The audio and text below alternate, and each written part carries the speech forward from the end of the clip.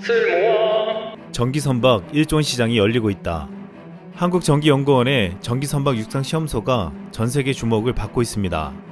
한국전기연구원은 5년 전 미국과 영국에 이어 세계에서 세 번째로 문을 열면서 최근까지 놀라운 성과를 내고 있습니다.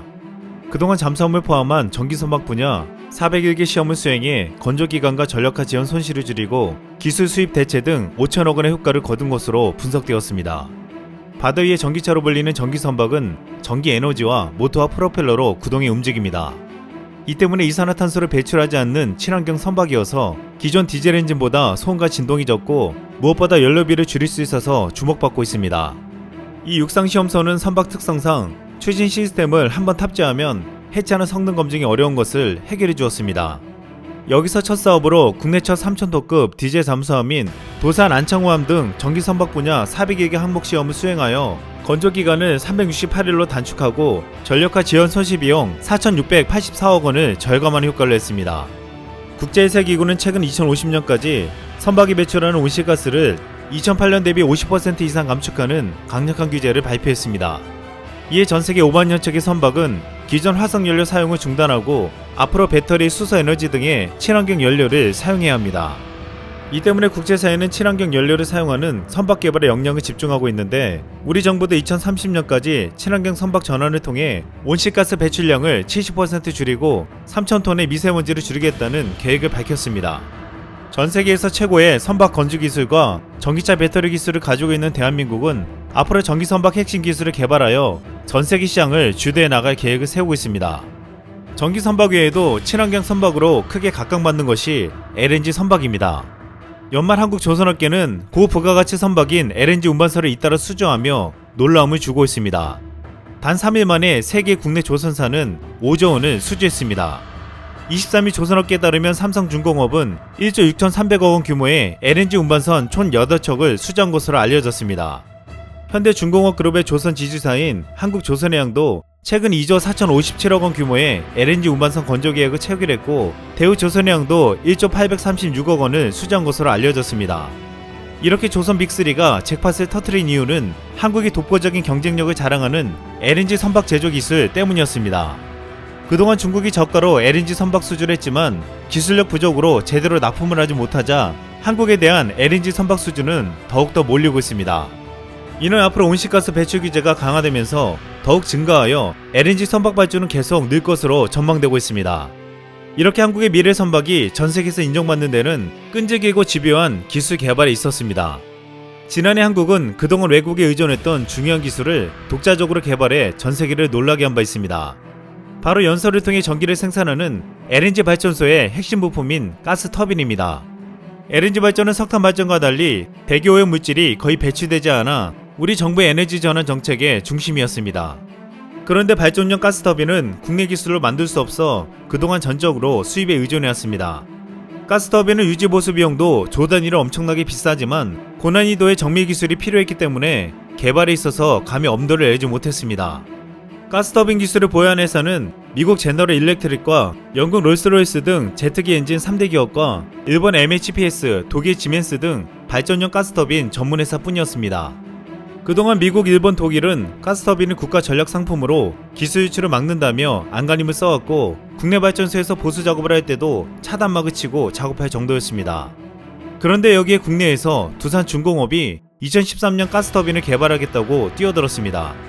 이미 미국 제너럴 일렉트릭은 핵심 부품 생산을 요청했지만 거절했고 이후 국내에 진출한 일본 미쓰비시도 한국이 독자 기술 개발에 들어가자 기술 제휴를 끊어버렸습니다. 국내에서 이탈리아 가스터빈 업체 안살도를 인수하려 했지만 이 또한 이탈리아 정부가 국가안보 사업이라며 반대하자 무산되었습니다. 가스터빈 기술을 가진 국가들은 모두 등을 돌렸고 절대 성공할 리 없다고 말했습니다.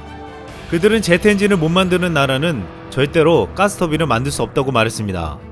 이렇게 두산중공업은 백지 상태에서 시작했습니다.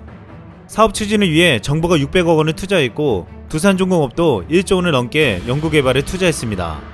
그리고 개발 6년 만에 두산중공업은 모두가 안된다고 했던 한국형 발전용 대형 가스터빈을 만들어냈습니다.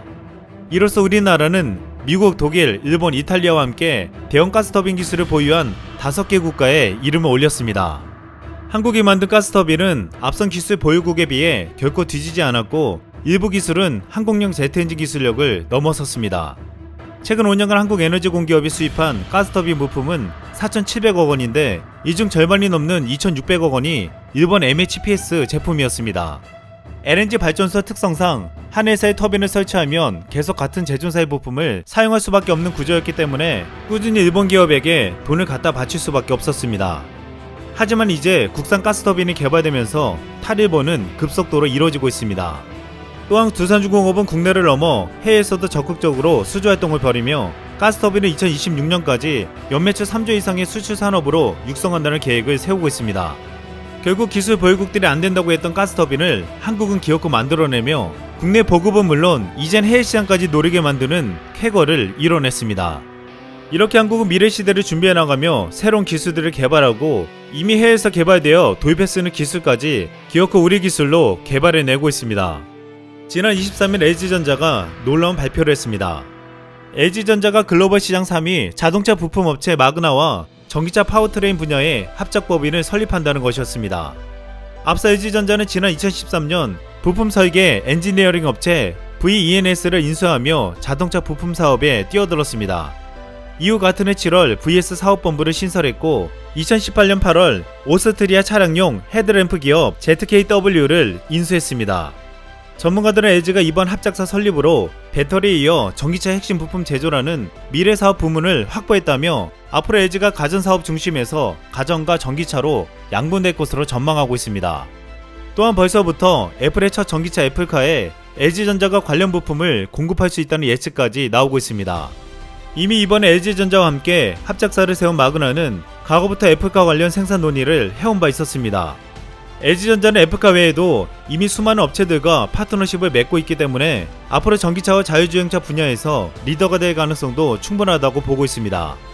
LG전자가 직접 만든 전장 부품은 쉐보레 볼트 EV와 제규 아이패스 등 이미 양산된 전기차에 널리 적용되었습니다. 또한 세계 최고의 가전기술을 미래 자동차에 접목하려는 시도도 하고 있습니다. LG전자는 지난해 말 자동차 시트 선도 업체 에드헌트와 손을 잡고 커넥티드카 콘셉트를 공개했는데 이 콘셉트 내부에는 옷장, 냉장고, TV 등이 설치된 미래형 자율주행차였습니다. 여기에는 차량에서 집으로 이어지는 AI 기능을 통해 제품과 서비스를 연결하는 기술까지 보여줬습니다.